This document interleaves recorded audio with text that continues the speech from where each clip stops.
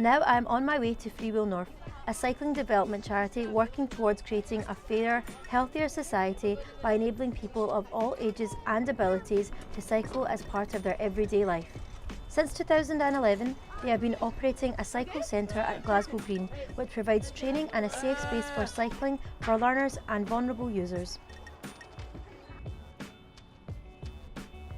I arrived to meet Norman Armstrong, the founder and overall manager for Freewheel North. Hello. Hi. You must be Norman? That's right. Sannah, nice to meet you. Nice to meet you. Norman tells me about the centre and what they do. Okay.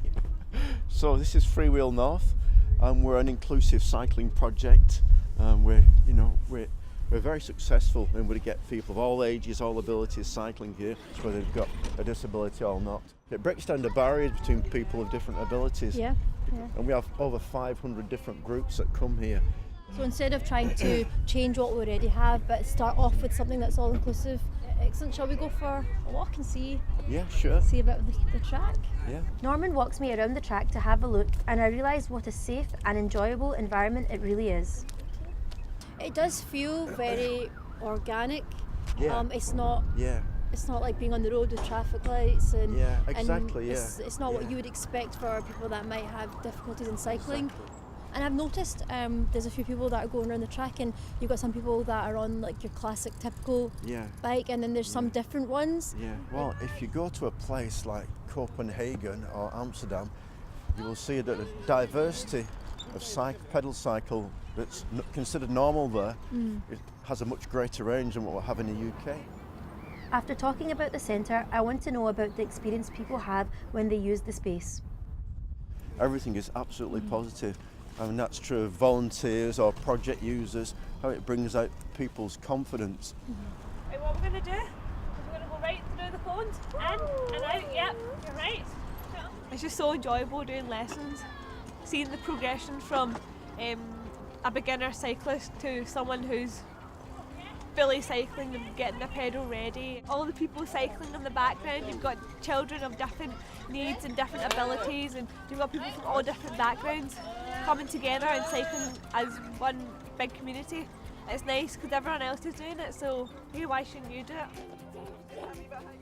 So we've got a daughter Zoe, and she's got ADHD, so she really struggles, she gets really frustrated, she's got no patience, so we just couldn't teach her at all. We tried, but found this place, get lots of good reviews, and she only started last week, and within half an hour she was riding a bike.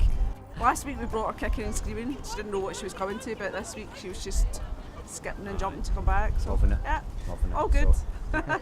So when I was younger, I used to cycle like in the street with my family. We'd go to the park, but as I've got older, we've not just done that as much. And now with having a muscle weakening disease, I'm quite scared, and for the lack of a better word, of going out and cycling. And I've recently got married, and me and my husband have wanted to go out cycling, but he doesn't know Glasgow, he's not from here. So we've been trying to decide, like, how are we going to do this? How are we going to go out and cycle?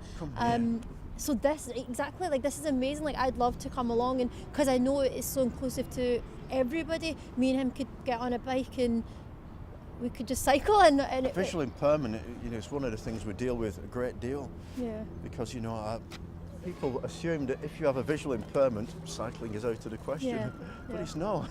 Yeah, no, I've got great memories of being a kid and being in the park and falling off my bike, getting back on it. It had nothing to do with my vision, it was just about being a kid. But what experience have you had with people that have disabilities and maybe competitively cycling? We're trying to get people in at the lower end of the spectrum.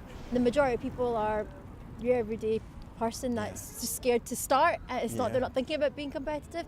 So it's so nice to know that there's people like yourself that are working on involving those people, because some people need to be celebrated for just trying.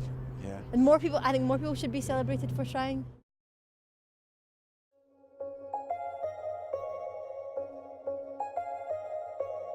I've enjoyed seeing how passionate people are about what they care about. So I really enjoyed being at Freewheel North. I loved speaking to Norman, and he was somebody that was clearly so passionate about making not only sport but the environment inclusive for people with disabilities, as opposed to building a city and then having people with disabilities as an afterthought. With the Women's Warriors, the basketball team, honestly, I didn't know what to expect originally.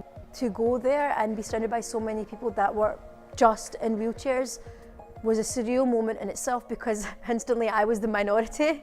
And I think for them, they knew that and they feel that power when they're in their wheelchairs and somebody's not. What was interesting to find out is when I spoke to the different women that were there, was some of them aren't wheelchair bound at all or rely on wheelchairs whatsoever. With boxing, it's definitely something that I'm not going to be giving up. However, I have realised that because of my disability, as much as I want to be as capable as everybody else, there is a limitation, and that's sometimes a hard pill to swallow. So I did have my second fight scheduled, but I had to cancel the fight. I'm going to wait till I am a lot healthier, but I'm never going to say I can't do this because I've got a disability. And nobody should ever say that. You need to be realistic, but that doesn't mean you can't dream big. Looking back, it really shows there are good people doing innovative work out there. Seeing how amazing they really are will hopefully inspire you to get involved in a sport or make your sport more inclusive for others. Because at the end of the day, everyone is scared to find out they're not good at something, but no one is perfect the first time around. We should all play a part in encouraging each other to be better, because anything is possible.